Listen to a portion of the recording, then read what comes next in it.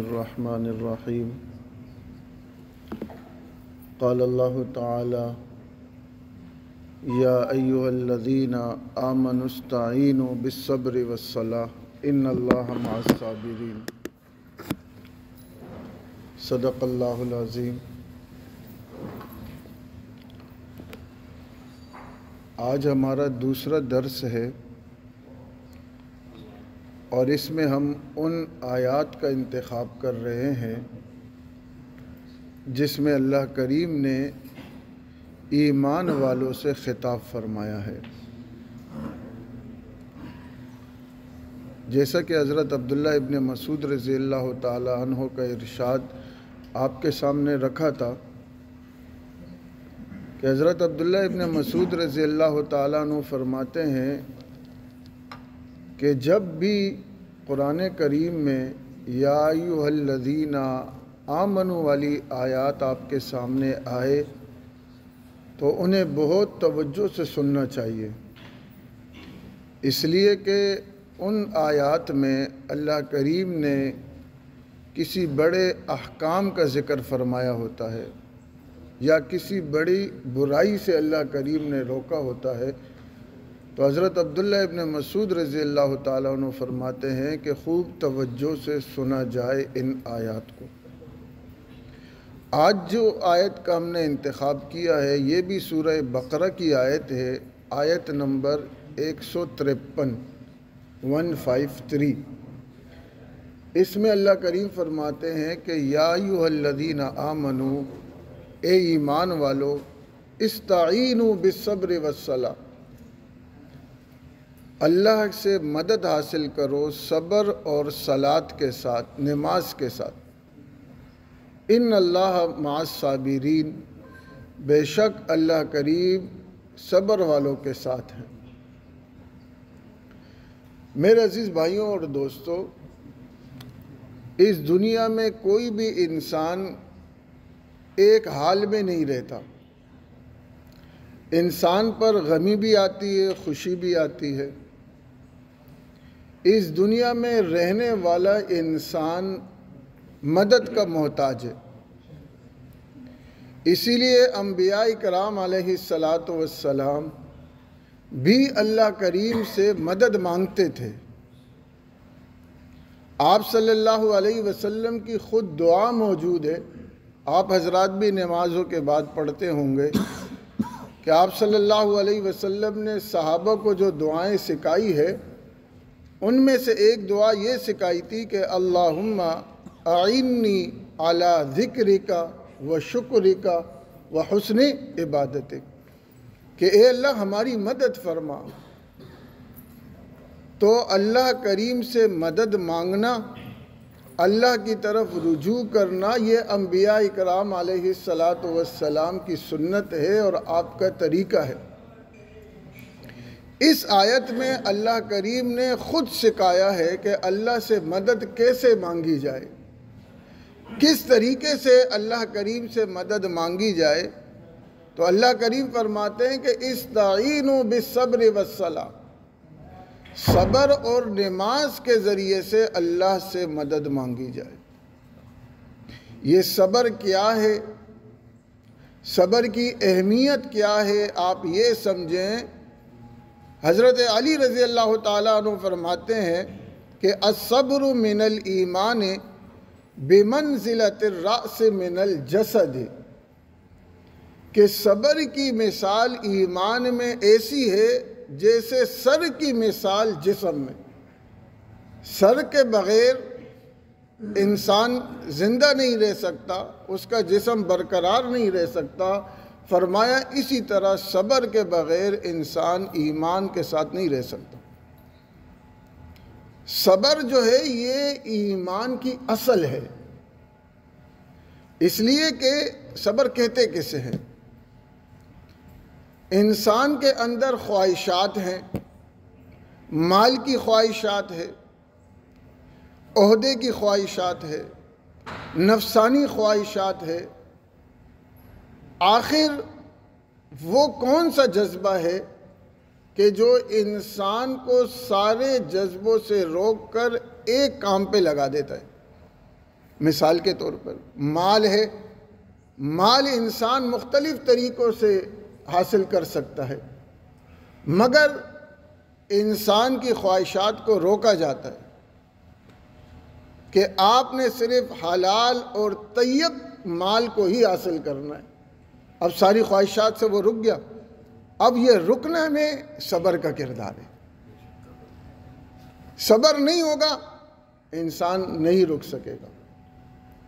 انسان کی خواہشات ہے، عورت انسان کی خواہش ہے، اس کے پاس 10 طریقے ہوں گے اس کو حاصل کرنے کے، مگر وہ کون سا عمل اور جذبہ ہے کہ اس کو کہا جاتا ہے صرف بیوی کے ذریعے سے آپ عورت کے قریب جا سکتے ہو اور کسی بھی رشتے سے آپ قریب نہیں جا سکتے۔ یہ اس خواہش کو روکنا بغیر صبر کے اور کیا ہو سکتا۔ اسی طریقے سے رات کو طبیعت سونے والی ہے، نیند آ رہی ہے، ٹھنڈ کا موسم ہے، اب اس کو صبح اٹھے، وضو کرے، طبیعت کہہ رہی ہے کہ آپ سو جائیں، آرام کریں، مگر اس کا جذبہ اس کو اطاعت پر ابھار رہا ہے، تو وہ کون سا جذبہ ہے جو اس کو اس ٹھنڈ کے موسم میں پانی کی مشقت برداشت کرنے پر آمادہ کر رہا ہے۔ تو میرے بھائیوں اور دوستو، خلاصہ بات کا یہ ہے کہ صبر جو ہے نا، یہ ایمان کا جز ہے، یا دوسرے لفظوں میں ہم اس کو یہ کہہ سکتے ہیں کہ ایمان مکمل کرنے کے لیے صبر کا ہونا بہت ضروری ہے۔ اسی لیے اللہ کریم نے قرآن کریم میں مختلف جگہوں پر جو صابرین ہیں، صبر کرنے والے ہیں، ان کے لیے انعامات کا اعلان فرمایا۔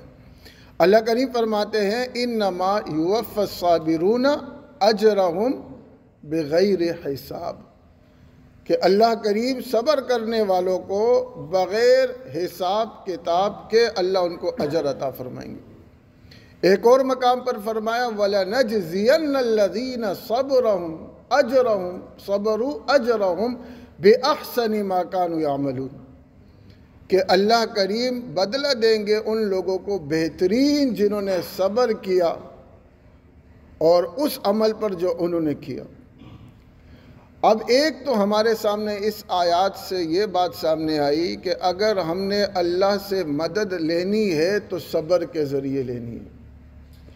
دوسری بات یہ ہے کہ صبر کی 3 قسمیں ہیں، صبر علی الطاعہ، صبر عن المعصیہ، صبر علی القضاء والقدرہ۔ نمبر 1 صبر علی الطاعہ، صبر کا مطلب ہے اپنے آپ کو روکنا، اللہ کی اطاعت پر اپنے آپ کو روکنا، اس کے اوپر جو مشکلات آ رہی ہے اس پر صبر کرنا، نیکیوں پر صبر کرنا، اچھے عمل پہ صبر کرنا، اس کو صبر علی الطاعہ کہتے ہیں۔ دوسرا ہے صبر عن المعصیہ، کہ خواہشات نافرمانیوں کی طرف جا رہا ہے، انسان گناہوں کی طرف جا رہا ہے، مگر اب یہ صبر کر کے ان خواہشات کو روک دیتا ہے، اس کو کہتے ہیں صبر عن المعصیہ، کہ گناہ سے رک جانا، یہ بھی صبر کی ایک قسم ہے۔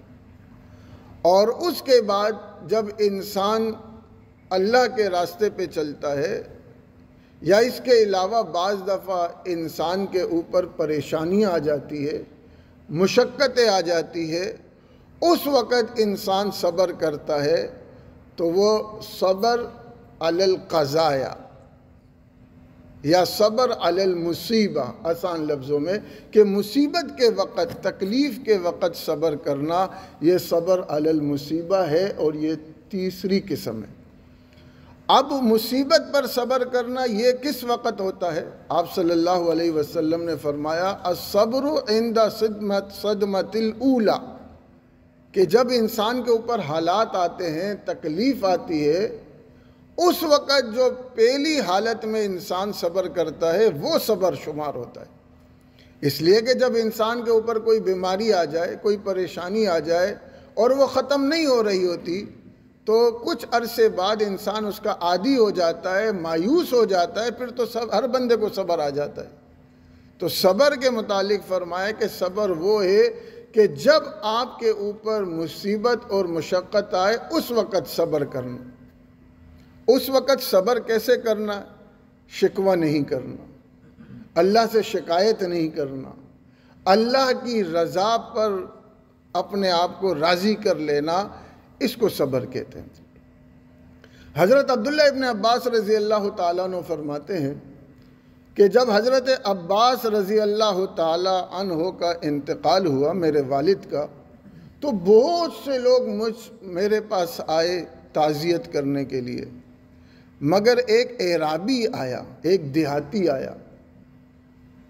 ابن عباس رضی اللہ تعالیٰ عنہ فرماتے ہیں کہ جس طرح اس نے میرے ساتھ تعزیت کی، اس کے وہ الفاظ اور طریقہ میں آج تک نہیں بھولا، اور اس کی طرح تعزیت میرے ساتھ کسی نے بھی نہیں کی۔ ایک دیہاتی تھا اور اس کے الفاظ انہوں نے ذکر فرمائے حضرت عبداللہ ابن عباس نے کہ اس اعرابی نے آ کر کہا، اصبر، اے ابن عباس آپ صبر کرو، اس لیے کہ آپ تو بڑے ہیں، شہنشاہ ہیں، سردار ہیں، تو آپ صبر کرو، اس لیے کہ جب آپ صبر کرو گے نَقُمْ بِكَ صَابِرِينَ، آپ بڑے جب صبر کریں گے ان کو دیکھ کر چھوٹے بھی صبر کریں گے، آپ صبر کریں تو آپ صابرین میں سے ہو جائیں گے۔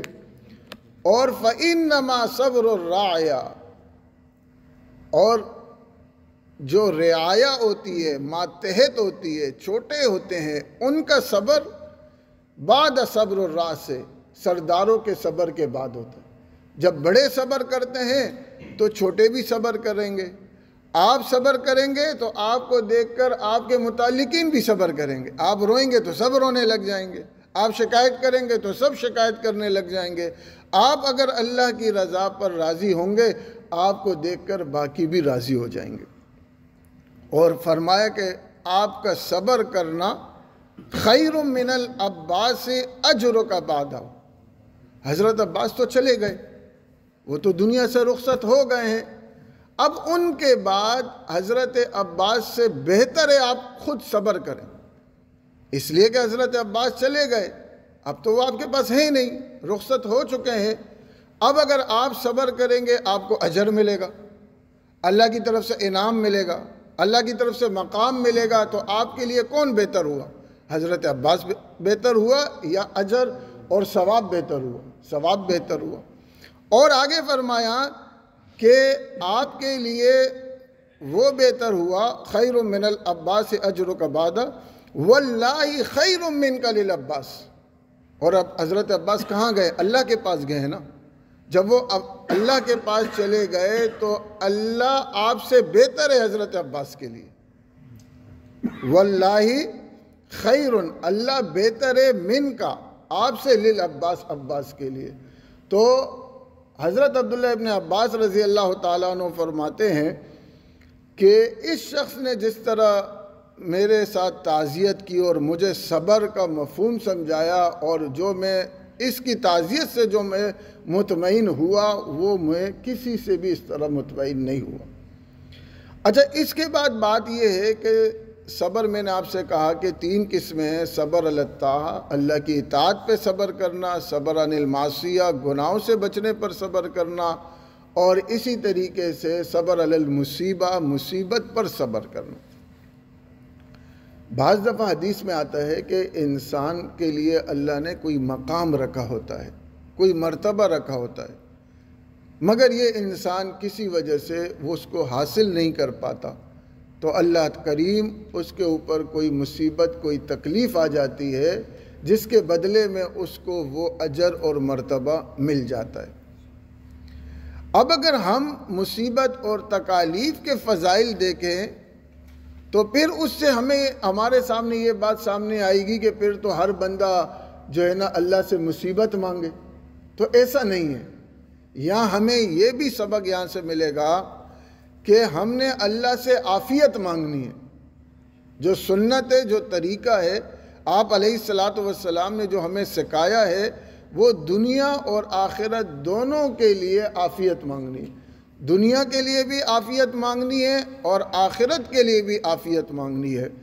ہاں، اگر ہم پر کوئی حالات آ جائیں، تکلیف آ جائے، تو پھر ہم صبر کریں اور اس کا ہم اجر پائیں۔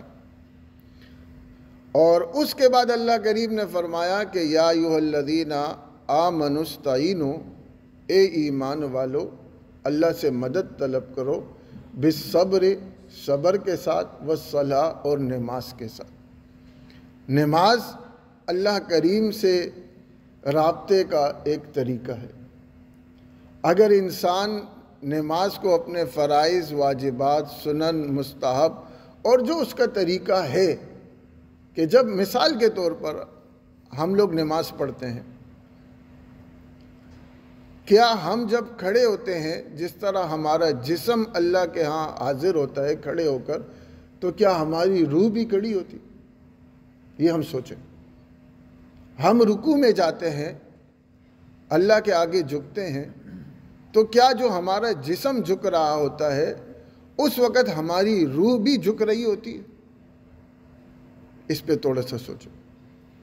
ہم سجدے میں جاتے ہیں، ہماری پیشانی وہ سجدے میں جاتی ہے، تو کیا ہماری روح بھی اس وقت اللہ کے آگے جھک رہی ہوتی ہے، یا صرف ہمارا جسم پریکٹس کے طور پر یہ کام کر رہا ہوتا ہے؟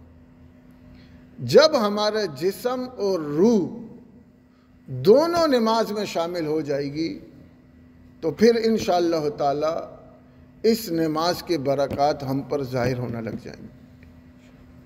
ہم پر جو نماز کے رحمت ظاہر نہیں ہوتی ہے، مثلا ہم 10 سال ہو گئے، 20 سال ہو گئے، ہم مسجدوں میں امام ہے، ہم باقاعدہ نماز پڑھ رہے ہیں، لیکن نماز ہمیں برائی سے نہیں روک رہی۔ مسجد سے باہر جانے کے بعد ہم ہر وہ کام کرتے ہیں جس کے بارے میں قرآن میں موجود ہے کہ نماز اس سے روک لیتی ہے، لیکن ہم نہیں رکتے۔ تو میرے عزیز بھائیوں اور دوستوں، اس کی ایک وجہ یہ بھی ہوتی ہے کہ ہمیں پتہ ہی نہیں ہے کہ نماز کہتے کس کو ہیں۔ تو جب ہم روح اور جسم دونوں سے نماز میں حاضر ہوں گے تو پھر انشاءاللہ تعالی اس کے بعد ہم دیکھیں گے کہ یہ نماز ہمیں کہاں کہاں کس کس چیز سے روک سکتی ہے۔ اور اس کے بعد اللہ فرماتے ہیں کہ جب تم صبر اور نماز کے ذریعے سے اللہ سے مدد مانگو گے تو یاد رکھو ان اللہ مع الصابرین، اللہ صبر والوں کے ساتھ ہے۔ اللہ تو سب کے ساتھ ہے۔ ہوا معکم اینما کنتم، تم جہاں بھی ہو اللہ آپ کے ساتھ ہے۔ پھر اس کا کیا مطلب کہ ان اللہ مع الصابرین، اللہ سب کے ساتھ ہیں؟ بالکل ہے۔